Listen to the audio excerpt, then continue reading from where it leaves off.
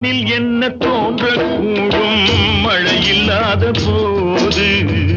மனிதனோ மிருகமோ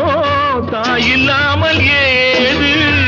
மண்ணில் என்ன தோன்றக்கூடும் மழை இல்லாத போது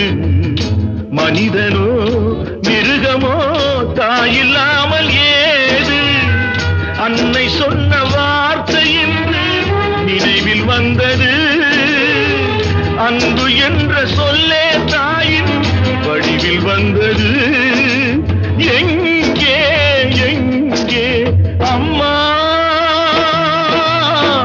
நீ சுமந்த பிள்ளை சிறகொடிந்த கிள்ளை